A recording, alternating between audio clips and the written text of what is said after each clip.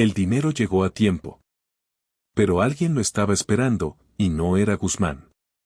Nadie roba al cártel de Sinaloa, y vive para contarlo. Pero aquella noche de junio, en una pista olvidada del sur de México, algo se rompió. No fue solo la rutina. No fue solo el protocolo. Fue la confianza. 9 maletines. Cada uno con $3 millones en efectivo. El plan era sencillo, enviarlos desde Sinaloa hasta Honduras, usando una avioneta sin matrícula, protegida por sobornos, rutas selladas y silencios bien pagados. Pero cuando el avión aterrizó, uno de los maletines no estaba. El número 9 nunca llegó.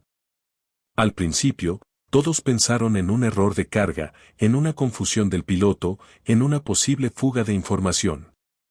Pero en cuestión de horas, las cámaras de seguridad desaparecieron, los operadores de pista dejaron de contestar sus teléfonos, y 2 empleados del hangar fueron hallados muertos en una zanja con los ojos vendados. Fue entonces cuando alguien pronunció su nombre. No en voz alta, sino en un susurro. Chapo. Joaquín Guzmán lo era, encerrado pero nunca ausente, aún manejaba los hilos. Desde su celda, donde los muros no eran suficientes para frenar sus órdenes, dio la instrucción más corta y más letal que su gente conocía. Busquen al que firmó la entrega, y háganlo hablar. No se trataba del dinero. Nunca lo fue. Se trataba del mensaje.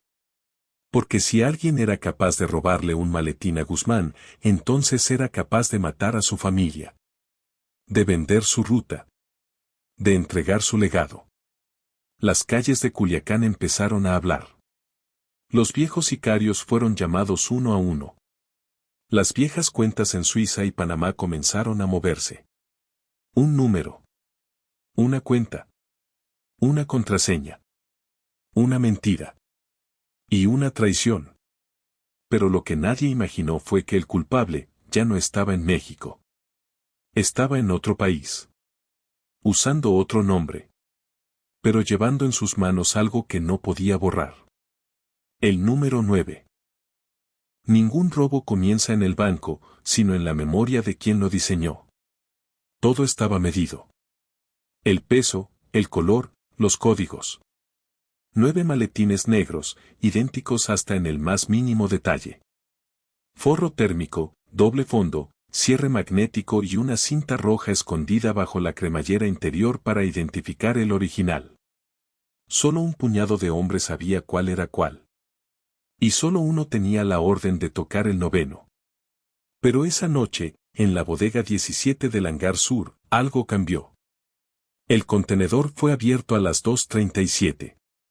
Las cámaras estaban encendidas, hasta que dejaron de estarlo a las 2:39. Un corte limpio. Sin registro de IP. Sin respaldo en la nube. Un trabajo interno. Cuando la avioneta despegó a las 3:12, llevaba 9 maletines. Pero uno de ellos no era el original. Era una réplica. Vacía. La pregunta no era quién lo robó, sino cuándo fue reemplazado. Luis el Chino Morales, encargado del sellado final, desapareció al día siguiente. No se presentó a su turno. Su casa estaba intacta. Su moto seguía estacionada. Pero su celular fue encontrado sin chip, sumergido en una cubeta de ácido. No dejó huellas.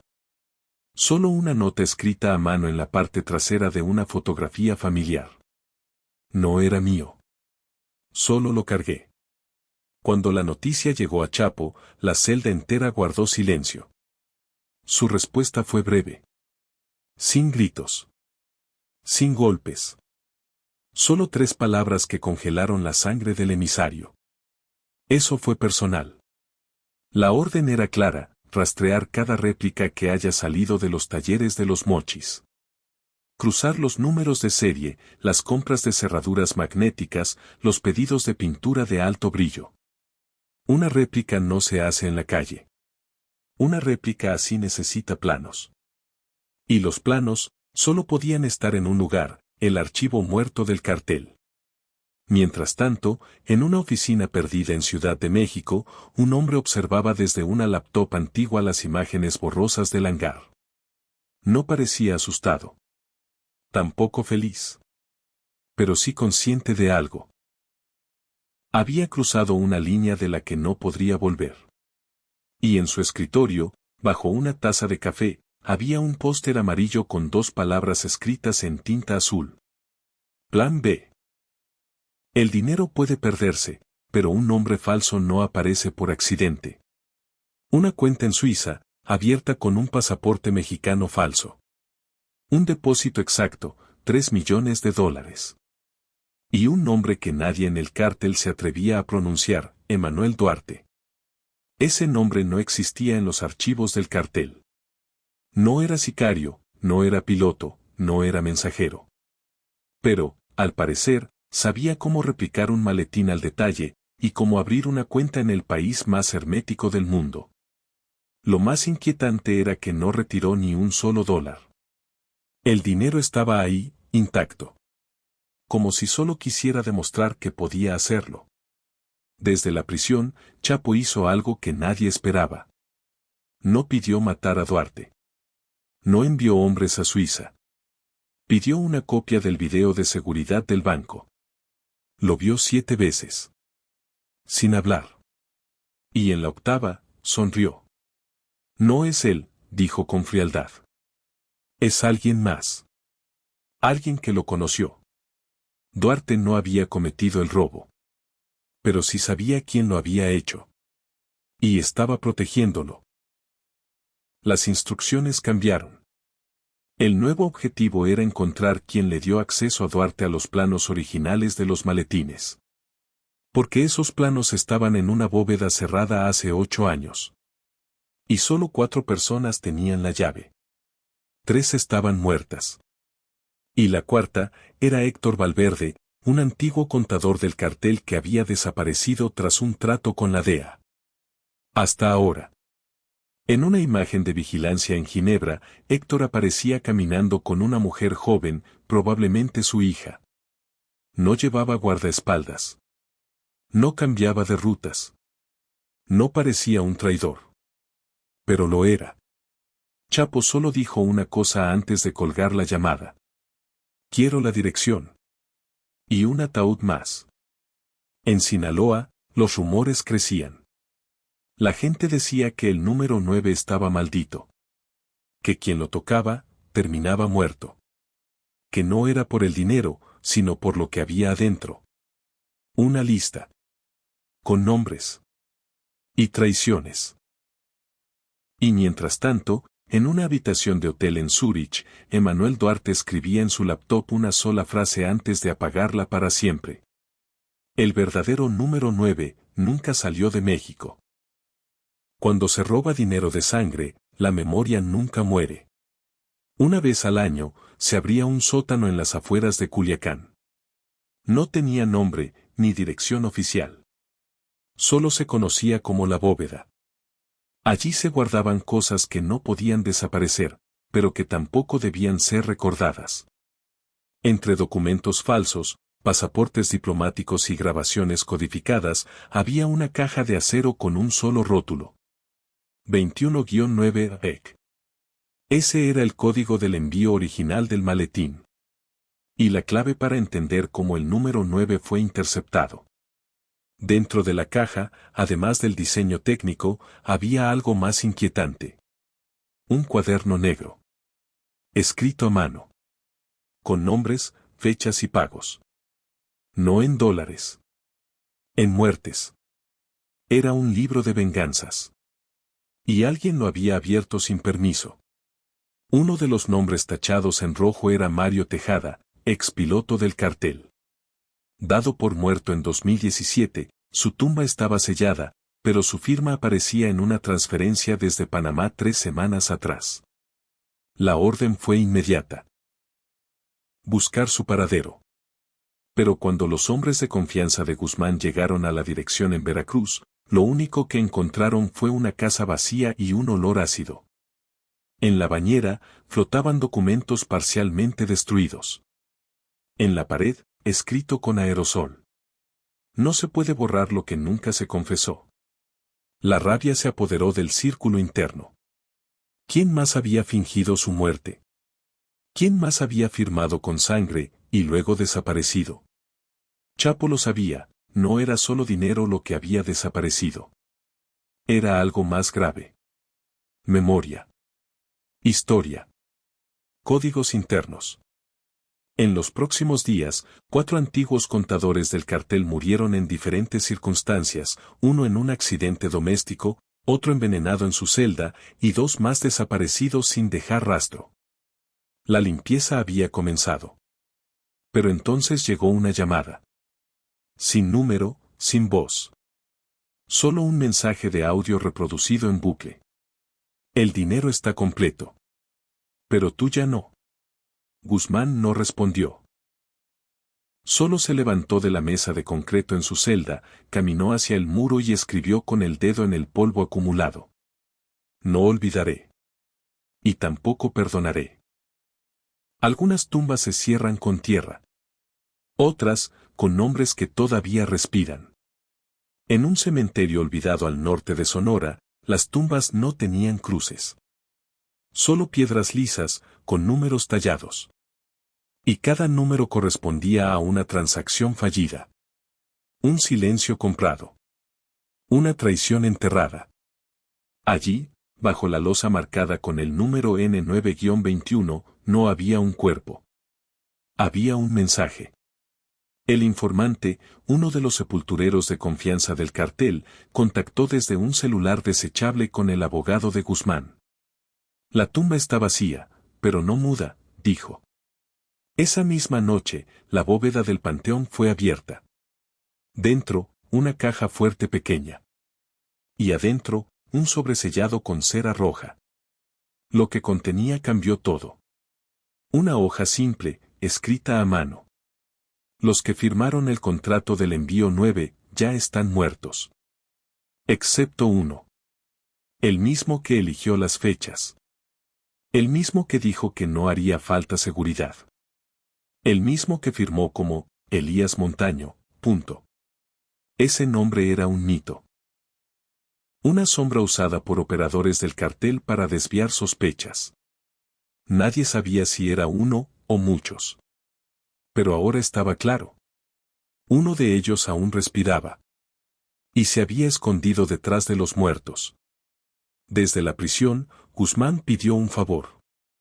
Que trajeran a Padre Gilberto, un sacerdote que le debía un silencio antiguo. Durante la confesión, Chapo no habló de pecados. Habló de códigos. Los muertos no me preocupan. Me preocupan los vivos que caminan con los bolsillos llenos de nuestras tumbas.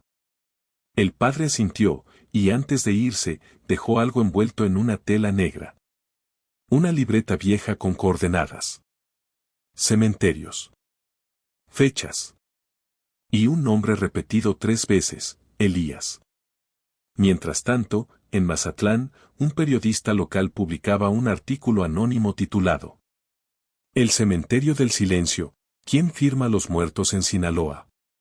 Nadie le dio importancia. Hasta que apareció muerto en su casa, con una pala en la mano. Y una nota clavada en su pecho. No es que cavaras la tumba equivocada. Es que tocaste el nombre correcto. Hay claves que abren cuentas. Y hay otras que desatan guerras. No era un número. Era una advertencia. 21. El código inscrito en la libreta del padre Gilberto, no correspondía a una fecha, ni a una tumba. Era un nombre en clave. Un acceso. Durante años, el cartel había usado combinaciones numéricas para mover dinero entre paraísos fiscales. Pero código 21 no era una cuenta bancaria. Era el acceso a una grabación. Un solo archivo. Guardado en un servidor encriptado en Suiza. Y solo 3 personas tenían la clave. Ahora, solo una estaba viva. Chapo, desde su celda, no hablaba. No gritaba. Solo esperaba. Mientras tanto, uno de sus hombres, conocido como el Botánico, viajó hasta Zúrich. No era narco, sino criptógrafo. Su misión era clara, acceder al archivo y confirmar lo que se temía. Después de 3 días de trabajo silencioso, la pantalla del portátil mostró un video. Calidad baja. Audio distorsionado. Pero las imágenes eran claras. Una pista de aterrizaje. Noche. 9 maletines alineados. Una discusión en voz baja. Y alguien con el rostro cubierto, entregando un maletín diferente al 9º en la fila. Y luego, una frase. Este va para nosotros. El JID no notará la diferencia. Las coordenadas del video coincidían con una pista usada por el cartel en 2021, semanas antes del envío desaparecido. Todo estaba ahí. La traición documentada. El cambio. El duplicado. La risa. Guzmán, al recibir la confirmación, pidió una sola cosa a su abogado. Encuentra al que filmó. Días después, un joven técnico de comunicaciones apareció muerto en un motel de Durango.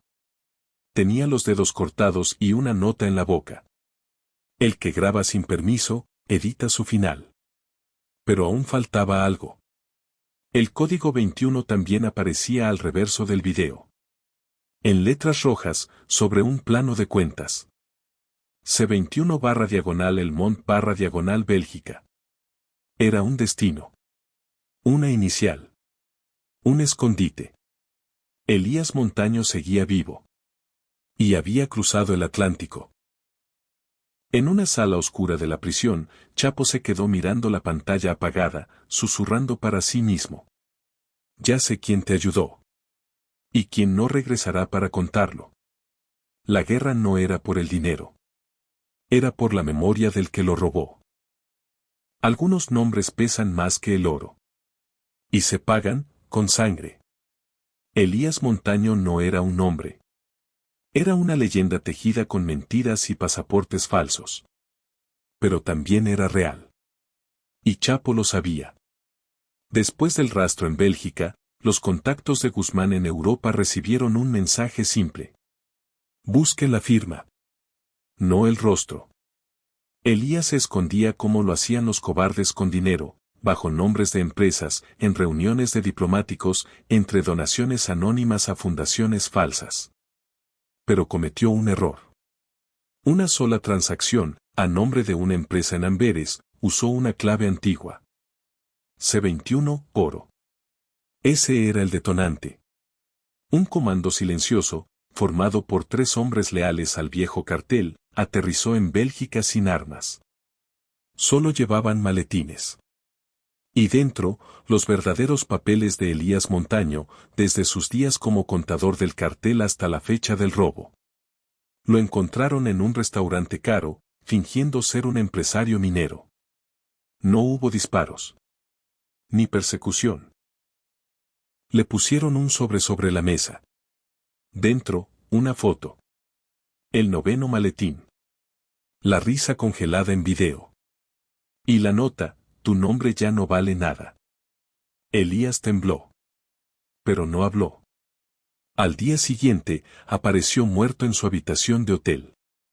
No tenía signos de violencia. Pero en el espejo, escrito con sangre. Solo los traidores mueren sin balas. El cuerpo fue cremado. Y sus cenizas, enviadas de regreso a Sinaloa, dentro de un paquete sin remitente. En prisión, Guzmán recibió la noticia. No sonrió. No celebró.